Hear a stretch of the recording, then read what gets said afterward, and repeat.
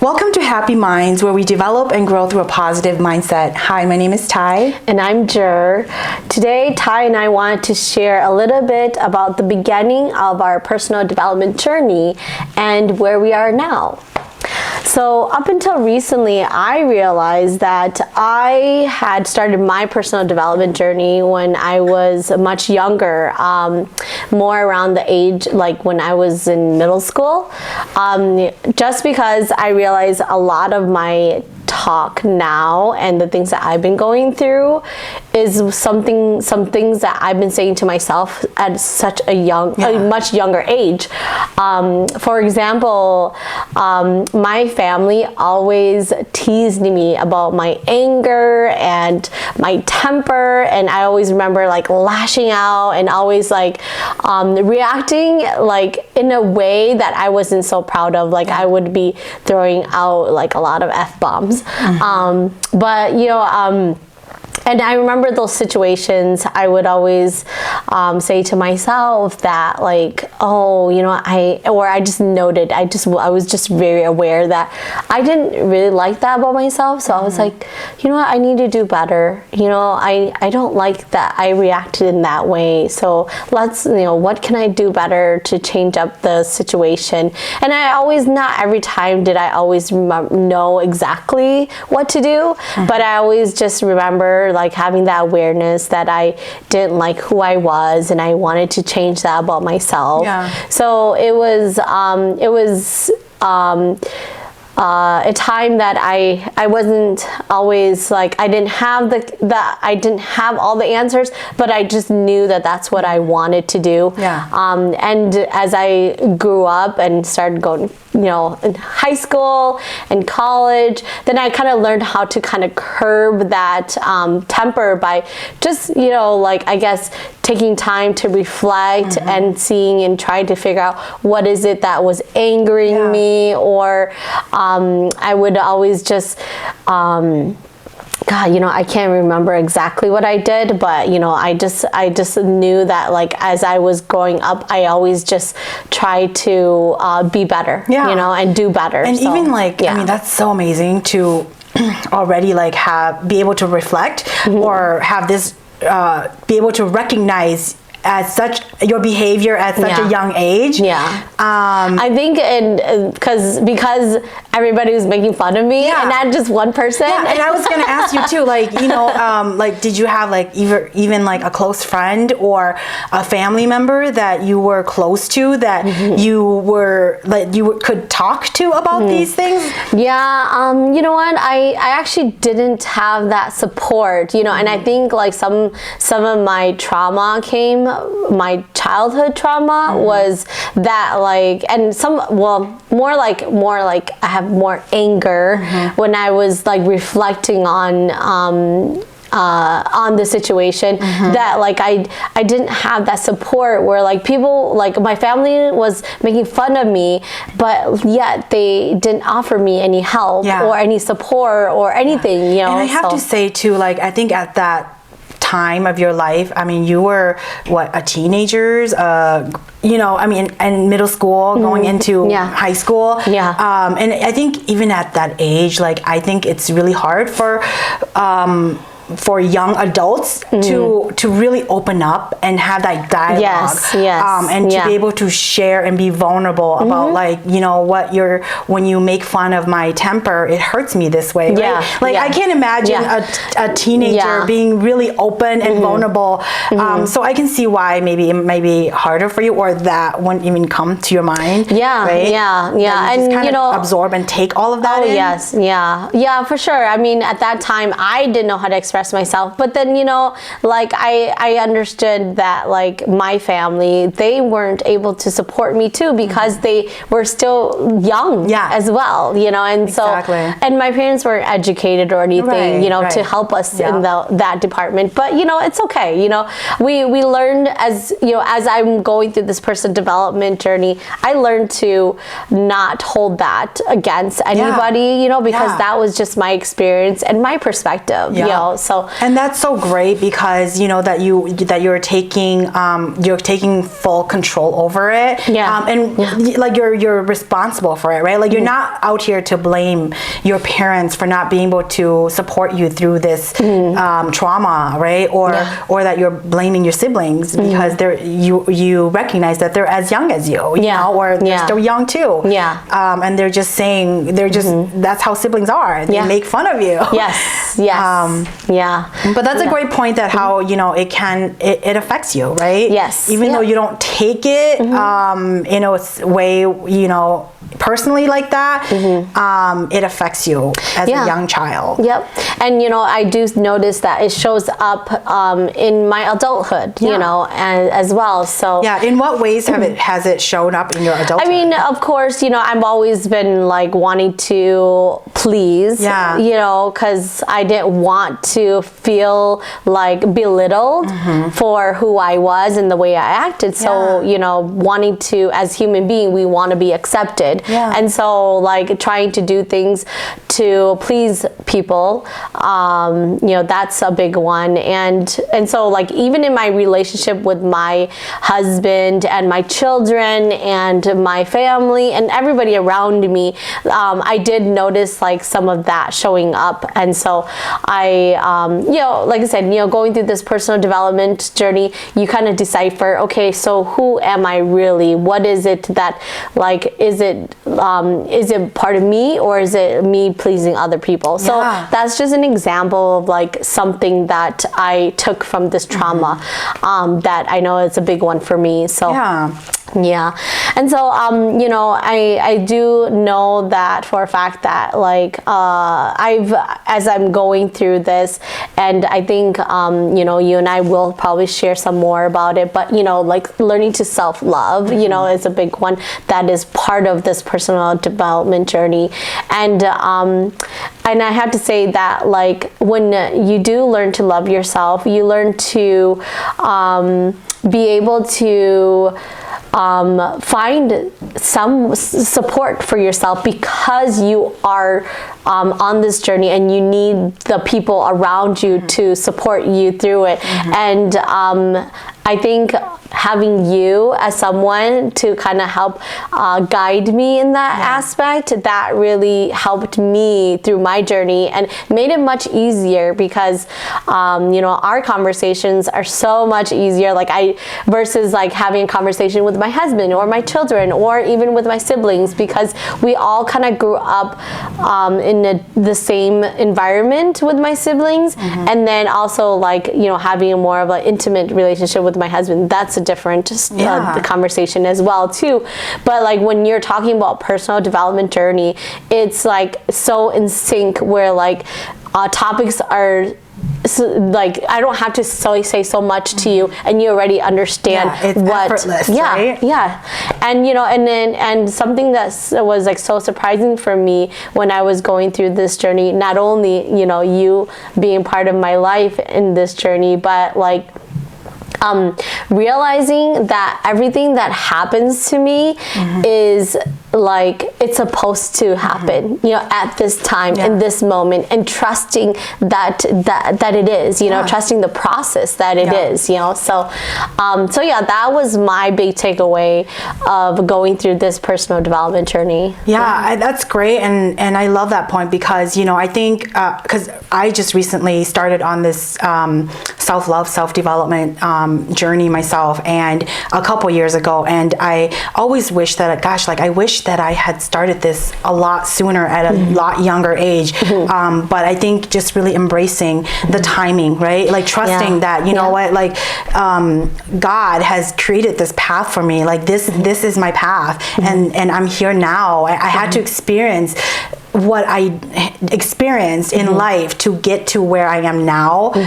So I have fully accepted that, you know what, right now is the time, and right now is is where I will find myself. And I think on this journey of self-development, I think the biggest win for me is just working on my mental health, because mental health is such a big thing, especially right nowadays when there's inflation and so much stress going around. I think our mental health is so important, and I think that's my biggest win from my self-development journey. And just sharing a little bit about how I started on my journey, or what led me to that was,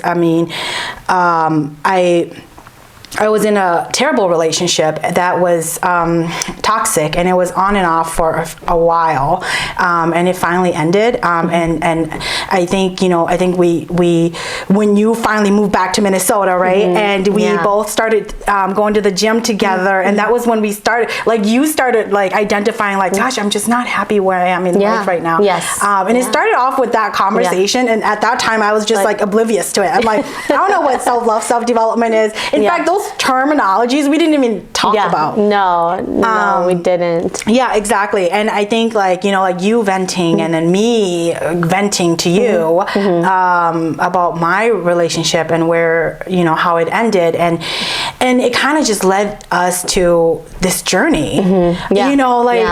It was not forceful. It was not like you telling me, Ty, you got to go on this journey, because I think we didn't even really, I at least didn't really know that this is a journey that we can take beyond. In fact, I didn't even know what self-love is. And, at the beginning of this, I had to Google what self-love is. And even then, I had to continue on the journey to really identify, how do I love myself? Just because Google says self-love is this, does not mean I will love myself the same way. Or that I can show up for myself in that exact same way, because everybody has their own definition of it.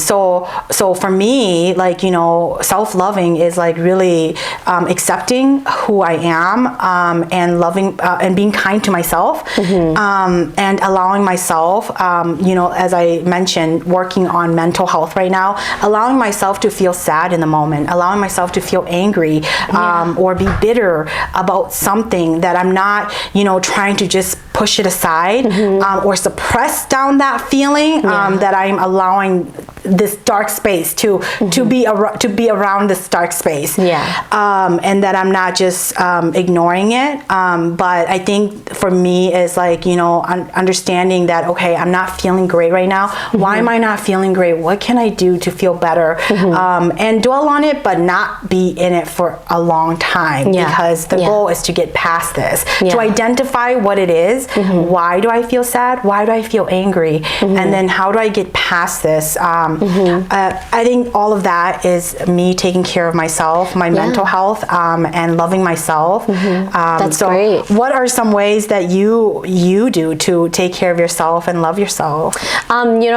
Just an example that I was doing recently, I realized that I was doing was that I started turning off the radio when I'm driving, because since I have a family, children, I've always, my kids always make noise, my husband and I were always conversating, and so sometimes I just need to I realized that I needed to tune out some of those distractions. So lately, as I'm driving to work, I've been turning off my radio, not having that distraction, and just sitting in silence driving to work, and just being with myself, and just be more in tune with how I'm feeling. For example, I'm enjoy the scenery as I'm driving to work, or okay, how do I feel today? Asking myself questions to kind of just to check in to see how I'm doing, my mental state, how my physical state is, and just enjoy the present moment, and I think that that's something that's really big for me right now that I've been practicing. But there's always a lot of different things that we can also do for ourselves. Like, sometimes when I do come back from home from events or so on, and I need to wind down, just telling my children and also my spouse that I need some time alone for myself, just because I need to wind down. I need to kind of stay away from like all the noise and distractions, or I just want to do something that I enjoy, and then we all kind of go like spread out and we within the house. Everyone goes into the corner. Yeah, and then we just kind of go have our alone time or something. So I mean, I find that like since I'm doing it, I'm like kind of putting this onto my children, to kind of teaching them how to be in their own corners too, and it's okay if they need to, like they need it as well. So I didn't realize that as I'm doing it, like I'm actually the things that you do within your life, we are actually doing, and when we project it, we are actually like showing the people around us how to do it as well. So that's so great, and especially with you, like your two kids, that you're role modeling this. Pretty much. This is how you take care of yourself. If you need alone time, then say it. Speak up and go to your space. I just have to share a little story about my nephew. This is my 6-year-old nephew who I went over to their house one time, and he just got back from school, and he was having early dinner, I guess, because he was hungry. And so after that, he of course he greeted me, hugged me, and then he went on the couch and like took this blanket over him, and he's like, now it's relaxed time. I mean, just like I love that. I love that he knows that, I had a long day at school, and now my stomach is full, and now I'm going to take some time and enjoy myself. I don't need to entertain my auntie who's here. I already greeted her. I already said hi to her. Now it's my alone time. So I love that, and I think like just role modeling those things to your children is so important. Because you can teach them and you can speak about it. But they need to see it. That's how they. That's how they can really understand and process it. Like that's how you do it. And I have to say that like good for you for like noticing that, like he like his actions, because you didn't you did not you don't want to spend time with me, even though you don't see me every day. I do give him a hard time like that too, but I appreciate it, because I'm like, oh my God, I'm so glad that at that age that he knows like this is relaxed time. So those are the moments that just makes you smile, right? And like I said, I'm glad that you weren't bitter about it or anything, because like I think in real case scenarios, when you aren't really open-minded, you tend to like, oh well, I guess you didn't want to hang out with me. Or that you don't even recognize it. Like you don't even recognize what a great thing he just did by loving himself. Yes, correct. And taking this time to yourself. I honestly admit I probably wouldn't recognize it a couple years ago. But now it's like the stuff that like I love seeing, and like I thrive on seeing from my little nieces and nephews. It's great. That's how like we both started on our journey, and like I think every single year we reveal or we learn something new about ourselves. I have to say that I've heard a lot of like things that you've explored and you've discovered a lot. Like every year I feel like you're always like you have something to share, so I know. And it can get a little bit scary too, because I'm like, oh my God, do I really not know myself this much? Like am I just coming out now? But it's honestly, I'm just joking, it's really a great feeling, because there's nothing better than really knowing who you are, like and being your true self and living up to your true self. And because there are so many layers to us, and this year I have recently discovered that I have a childhood attachment abandonment trauma, just like how you spoke about your own trauma or childhood trauma, being not bullied, I don't want to say from your siblings, but teased about your temper at a young age. You can say bully too. It's okay. Yeah, I mean, in a sense, it is kind of like, bully, right? But yeah, like I have my own childhood trauma as well, and that's attachment abandonment trauma, and it's definitely showed up in my adulthood, and right now it's mainly, through relationships, specifically with the opposite sex. So, for example, I would fear that a man would leave me. I would fear commitment when I don't see that they have invested enough or showed enough consistency. And so, a lot of questions would come through my head. So like, even at an early stage of dating, like a first or second date, and if they don't text me right away, or if they don't text me enough, I feel like they have, like they're no longer interested. And so then this fear comes over me, and, my auto respond to this kind of thoughts or this kind of fear would be to disengage. So again, even at the early stage of dating, like the first date, let's say, if the guy does not text me after the first date, I would feel like he's no longer interested in talking, or that he's maybe interested in someone else. So then I would just, try to end our relationship before it even started. And that's just been my behavior or my actions through every relationship that I through my entire adulthood. That's just my action, and it's just recently that I have realized, like, oh my gosh, that's been happening. Yes, right? That this is what I do. This is a behavior that I do, and I try to see, and I diagnose myself with my trauma, and But that was so powerful that you were able to like even identify that that's what you were going through, like those are all the signs. I think it's like it's definitely made me unhappy because I have had this behavior. It's like the same reaction from every relationship or potential relationship that I would, or date that I would go on.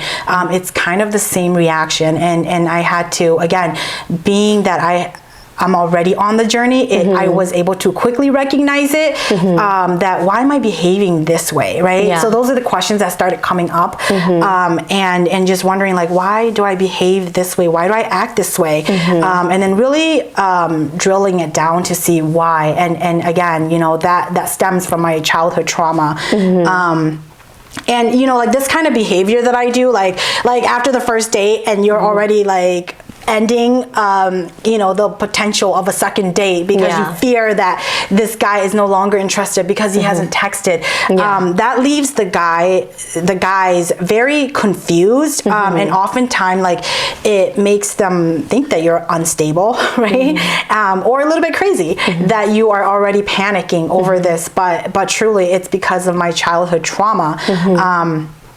And so it's pretty ironic that we counter, or that I counter my fear of abandonment by abandoning others first. So that I don't, so that they don't abandon me. And I have to say that, with this development journey, I realized that like a lot of the inner stuff that we fear, we projected onto others. And so that's probably like one of the reasons why you notice that you've been doing it. So, I mean, and I just want to say a quote that from Dr. Gabor Mate, and I love listening to him because I think he's a genius. I feel like I need to start listening to him too, because you mentioned it, and I'm like, oh, okay, I need to like write down, is it a guy, right? I'll text it to you. Okay. But I love like his explanation, and just listening to him talk. And here's a trauma. He said that trauma trauma is what happens inside you as a result of what happened to you. So that's basically it. Like it caused me to fear that someone is going to leave me even at such an early stage of dating. And then your mind start playing tricks on you. You know, like you start creating stories like, oh, he's not interested enough. Or he's talking to someone else, so I gotta go. I gotta go. And that's always been my reaction. So I'm so thankful that I have identified that. So I'm practicing on that right now. I'm nowhere near perfect. And you know, I think, like I mentioned, I would love to do a podcast or a talk about and sharing in details about what my trauma for sure. I think that would be a very I think that would be a really good conversation to share with everyone else, because like I feel that, you know, because you mentioned you have a childhood trauma and I do too, and so I feel like, you know, I'm sure it's different for both of us. So I think that would be a powerful conversation to have. And you know, I do have to add that, you know, we all have childhood trauma. It's just that some of us don't recognize it, or some of us are suppressing it, and we don't want to deal with it or face it at the moment. But it shows up in a lot of ways. You know, and you know, like in drugs and alcohol, and you know, it shows up in a lot of ways. But I just want to point out that yes, we all have childhood trauma, and whether that's big trauma or small trauma, it's you know, us recognizing it, or when it surfaced, that we are accepting and willing to work towards it to help better ourselves as adult, and that's that's a journey that I'm currently on right now. And you don't keep it like you know, stuck. You're not stuck within it, right? Like what you were saying earlier about dwelling and being in that moment. And you know, I mean, I'm just going to add to that too, that the danger of a diagnose is that it becomes also an excuse for whatever we do. And it's so important that we do not allow this to be an excuse. That we acknowledge it, and that we work towards bettering ourselves. You know, and it's not going to be something that is going to be easy, because even now that I have this recognition, and you know, when I see my childhood trauma showing up, so even though I can recognize it, there's still some gray areas. So I'm still working through it and practicing, but it's not going to. This is definitely going to take a while for me to get a better handle on it. But it's definitely rewarding, and I'm so, again, thankful that I have discovered what it is that's causing me to have such a challenge with relationships, you know? And you know, so I do want, speaking of this, I do want to share a story or an incident that happened to me recently, that I was with this guy, and obviously we were really vibing, right? And while we were like, you know, together, like I went in and like held his hand, and I know that's my childhood trauma. That's my childhood wanting to be held, wanting to hold someone's hand. But did you recognize it at that moment, or was it later? No, it just automatic. So in that moment, I didn't recognize it, because because we were going in for a kiss, you know, and so it was the right moment, and my hand automatically goes to grab his hand, you know, because I just wanted to be held, and so I didn't recognize it at the moment. What triggered me was right after that incident. So as you know, when I went in for that kiss and I held his hand, like he like lets go of my hand. And it was that moment when I felt everything in my body hurts. Because I felt like he was letting go of me. And I knew in that moment that was my childhood fearing being neglected, fearing being abandoned because he just let go of my hand. And strangely enough, I went in to hold his hand again, and it happened again the second time. So yeah, I think that. So you knew that it was like a trick, something. Yes, it was triggering, and yeah. it wasn't even a test. It's just like it's just so automatic. Like I just want to be held. I just want to be loved, right? Yeah. I mean, it sounds a little bit dramatic when I say that, but it's true. That's my inner child coming out, saying, "I just want to be held." And it happened again, and instantly I felt it again, and I kid you not, I don't think he even felt anything or noticed anything. But I did. Like every part of my body felt it. Yeah, because it was you. It's part of who you were. Yeah, so exactly. And you know, so in that moment, like I was, so he was able to stepped out of the room for a few seconds, and in that very moment I was able to collect myself and went in to meet my inner child and talk to my inner child and kind of calm her down, right? Like just saying, hey, I'm here. And then in that moment I held my own hand. So I held my hand in that position, and I told myself, and you know, when you're by yourself, you can either say out loud or you can just say it. You can just speak to her. And I just spoke to my inner child, and my adult self. Are we good? Yeah. And then right away, my adult self was able to show up in that moment, and it's not a big deal, right? It's like, well, it's just in the moment. Like he didn't even realize that he let go of my hand. It's not a big deal. Don't overthink it. So then I was able to be calm again. So that was a very powerful experience that I went through. And you know, like even now, like I have a picture of my child self, the little girl, on my phone. I think I've seen it. Yes. And so I can look at her, so I can speak to her, so I can put her close to me, and you know, it may sound a little bit crazy to most people who have never experienced this or gone through this journey, but it's just being very in tune with your inner self, and that's so powerful because it has helped me to manage or to navigate through the dating or relationship that I have been struggling with for so long. It has really helped manage that part, and like I said, I'm not perfect and I'm not there yet, but I'm working on bettering myself every day. So well, that's awesome to hear. You know, that is such an inspiring story, I have to say, because like you were able to pinpoint and understand what you needed at that time without even.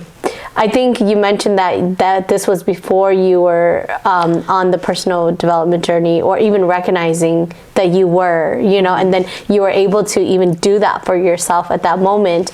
I think that like a lot of us, we don't even notice those things until like much later, like when we reflect back. But yeah, I mean, like that's just so, like I said, that's just an inspiring story to hear that you are able to like identify, even though you didn't know exactly what your childhood trauma was, but you just were able to recognize it and then know what exactly like you needed to do, you know, and it's like, seems like it was so intuitive. You know, it wasn't like, oh yeah, I have to plan to do this, you know? And I think a part of it is because, like I said, because I am currently on the journey already, so it's definitely easier for me to recognize those things because I'm very much in tune with my inner self most times. I can't say all the time. But so hence, that's why it's called a journey, right? Yes, exactly. It's never ending.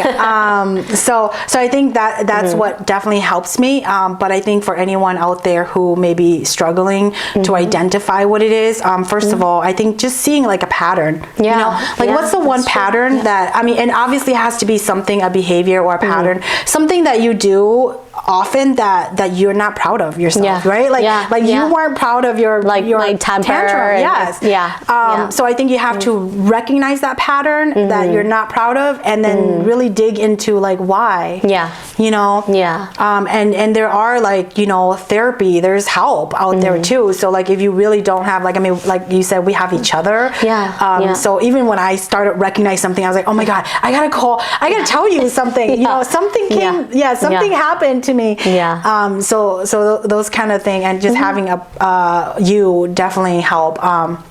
But yeah, there's help, and I think, you know, like, I think even if you don't know how to resolve or identify what is bothering you, what's making you sad or depressed, I think it's so important to you know, talk about it. Yeah. Just yeah, vent like, to yeah, a even if friend you that don't have trust. the answers right then and there, like just giving yourself that chance to explore like that situation or that thought or something, you know. And even and you don't even have to like come up with a solution of like how to deal with it. You just need to like just speak about it. Right? Because when you say it out loud, it like release this tension that's inside you. And I know as women, we are just so much better at being opening up and being vulnerable versus like a man. But I say, you know, I think for anybody, whether, it doesn't matter what sex you are, I think it's so important to find a person that you trust, you know, that you can relate to, and just ask them to listen. And I think a part, you know, back to something that I also do, and I'm sure you probably caught me do this a few times too, is that, you know, being on this journey and understanding self-love is, you know, like I have when you want to just vent, or when you are upset or sad about something, and you really just want someone to be in that space with you and listen, not necessarily give you advice, or not necessarily like talk down at you or anything. It's absolutely okay to approach them and call them up and just say, hey, you know, I have something that's been really bothering me, and I really need you to like just listen. You know, I don't need any advice or anything. I just really want to like vent, and I need you to just sit in this space with me and listen to what I have to say. It's absolutely okay to speak up for yourself, and that's a form of self-love. And you know, sometimes like even as the receiver, you can always like ask the other person to see if it's okay for you to share your feedback or input. You know, it doesn't have to be like, oh, you know, I have something that I want to share with you after listening to your story. You know, then you can always ask too. And if the other person doesn't want to receive, then that's okay too. You know, but then that's just you sharing like your insights, or you wanting to share your love for that person, because you want to kind of just give them that option as well. You know, so I think those things are so important to like be able to speak up for yourself, or the receiver being able to speak up. But I also recognize that, you know, not everyone is as comfortable to speak up for themselves in these sense. So I think the most important thing is, you know, I think if you have a friend who is calling you up and saying they are feeling down and they really need someone to just listen to them, I think listening. Even myself, you're really good at being a great listener. I have too much going in my head. Like I'll listen, but then I'm already forming the question for them, right? Or forming the solution, because I'm like a problem solver. So I'm already thinking like, okay, this is how we're gonna solve this problem for you, okay? So I do appreciate. I'm the type that I would definitely appreciate if you need me to just listen, then just say it. You know, I need you to really just be in the space with me, listen. But yeah, like I think you know, like myself and a lot of people, that we just need to be better listeners. And I think that is going to help a friend, a family, a loved one so much if you just learn how to sit in that space and listen and allow them to vent or allow them to talk. You know. I think you probably don't give yourself enough credit, but you do a good job at listening when I need you to. So I think it's because you clearly communicate. I need you to listen. Don't speak for a second, because you know I can talk forever. I don't have anything else to share today. Should we wrap it up? Yeah, Okay. I don't either. So Okay, well, thank you so much for joining us on Happy Minds. Until next time, take this time to train your mind. bye.